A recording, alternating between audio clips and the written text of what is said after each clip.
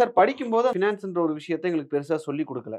ஆனா படிச்சு முடிச்சுட்டு வெளிய வந்தோனே எங்ககிட்ட உங்க ஃபினான்ஸ் எல்லாம் நீங்க தான் பார்த்துக்கணும் அப்படின்னு சொன்னா, திடீர்னு வந்து கத்துக்குங்கன்னு சொல்றீங்களே.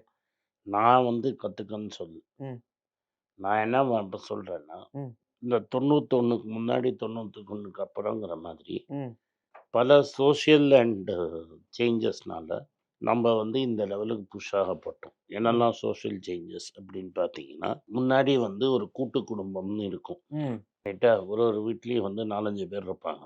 ஒரு 4 குழந்தைகளாவது இருக்கும். ஸோ ஒரு ஃபேமிலின்னு பார்த்தீங்கன்னா, உங்களுக்கு ஒரு மாமா, சித்தப்பா, பெரியப்பா, சொந்தக்காரங்க எல்லாருமே இருப்பாங்க.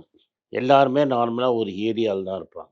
ஒருத்தர் பாம்பே போனா எல்லாருமே பாம்பே போயிடுவாங்க. ம், ஒருத்தர் டெல்லி போனா எல்லாருமே டெல்லிக்கு போயிடுவாங்க. உங்க ஃபேமிலியே டெல்லி பேஸ் ஃபேமிலியா இருக்கும். கேட்டா பாதி கல்கட்டால இருக்கும், பாதி மெட்ராஸ்ல இருக்கும். சம்மர் வெக்கேஷன்ல கூடுவாங்க.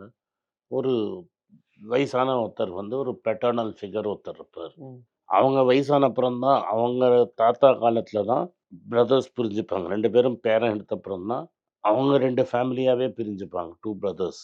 அதுக்கப்புறமா தான் உங்க ஃபேமிலி பிரியறது. ஸோ ஒரு சப்போர்ட் இன்ஃப்ராஸ்ட்ரக்சர்ங்கிறது நெறைய இருந்தது.